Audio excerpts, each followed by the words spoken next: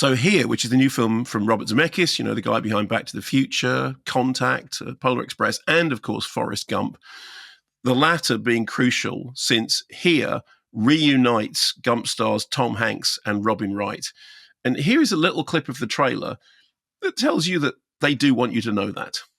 Dad, I'd like you to meet Margaret. Nice to meet you, Margaret. From the director of Forrest Gump, You will have an adventure.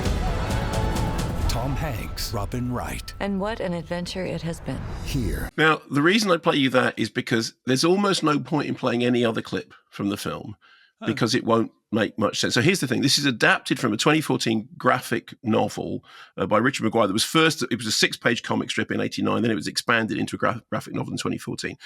The central concept is a single location where stories from across the ages play out. Now, apparently the comic strip is brilliant. Apparently it's a groundbreaking experiment with the sort of the formal properties of comics. It has been adapted in various versions before, and I only know this from researching. I haven't seen any of them. In 1991, there was a 6-minute short film adaptation that was done as a senior thesis project. 2014, there was an immersive VR film based on the graphic novel, for which Anna Meredith did the score. Now, we have Robert Zemeckis' All Singing, All Dancing adaptation, co-written by Eric Roth, whose credits include Forrest Gump and more recently Killers of the Flower Moon, but also Benjamin Button. So non-linear story, a single locked off location. You have to kind of imagine this. A single locked off shot, which we see first as a primordial swamp where there are dinosaurs and they're wiped out by an ice age. Then it's home to the indigenous people of the northeastern woodlands area. Then it's the site of a house owned by William Franklin, son of Benjamin Franklin. So there's some stuff about kites. Then it's a suburban home, which is variously owned at one point by a pinup and a guy who invents the lazy boy recliner chair. Then by Alan Rose Young, played by Paul Bettany and Kelly Riley. And then their son, Richard, played by Tom Hanks, and his wife-to-be, Margaret, played by Robin Wright, who you heard very briefly in that clip, whose life then plays out for most of the movie. And then an African-American family who are dealing with modern-day racism, and it comes up to date with COVID and the pandemic. So the transition, this is all one locked-off shot. The transitions come picture in picture. So you're looking at the same frame, and then inside the frame, you'll get like a square or a rectangle from another time period. And then that time period will then take over the screen. So you're moving backwards and forwards in time. There is a central sort of theme to it all, which is follow your dreams. I mean, if only Tom's character, who's got these artistic ideas, but he ends up making money, if only he'd followed his artistic soul, perhaps things would have been rather different. Anyway, so that's the thesis of the film. Now, it exists because of kind of the marvels of technology. It's packed with digital de-aging. So Tom Hanks and Robin Wright de-aged, to being younger characters, and then all the way through to being, them in their dotage. There's lots of CG trickery. So obviously that shot, so it said windows within the shot. So we can see all human life on Earth through the miracle of this technological thing. Except, of course, you can't.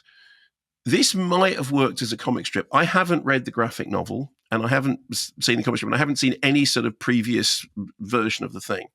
But watching it, I was reminded of that line that everyone always quotes from Jurassic Park, which is, your scientists were so busy wondering whether they could, they never stopped to think if they should. And in this case, they absolutely should not. It does not work at all. The second thing is, it's not Mork-ish, it's Mork. It's just the most saccharine, sentimental, fatuous, surface-scratching nonsense. I mean, despite the fact that the narrative, the shuffled time addresses, racism, alcoholism, broken marriages, Alzheimer's, it never gets above the level of absolute chocolate box chintz. I mean, compared to this, Forrest Gump is Apocalypse Now. I like Forrest Gump, and I know a lot of people were sort of very down it, saying, "Oh, it's got a very conservative mentality." I think it's a much more adventurous film than that. But this is just so far beyond in terms of the schmaltz. The dramatic strokes are so broad they barely fit onto the screen. And because of the expansive time frame of the narrative, when you actually, the central story is a story about a marriage and the trouble that the marriage endures.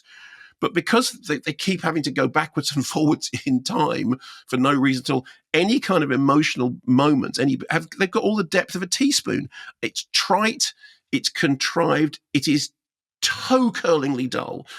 Bill Forsyth sort of tried to do something which is not completely dissimilar with Being Human, and it defeated him. And I remember, I've said this before, I interviewed Bill, who I'm a huge fan of, and I said, what do you think was wrong with Being Human in the end? Which was, again, a film about the way in which human emotion is singular throughout time. And Bill thought about this. He said, I think in the end I should have just written a poem.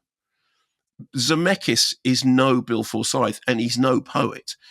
And I mean, honestly, the substance of this is so little, it would barely fill the back of a postcard anyway. So A-list cast, A-list writer, A-list director, A-list source material, A-list access to technology, all coming together to create a E- drag of a film that covers, pretty much the whole of human evolution and feels like that's the time that you spent watching it. It's a strong contender for worst film of the year, and it's only January.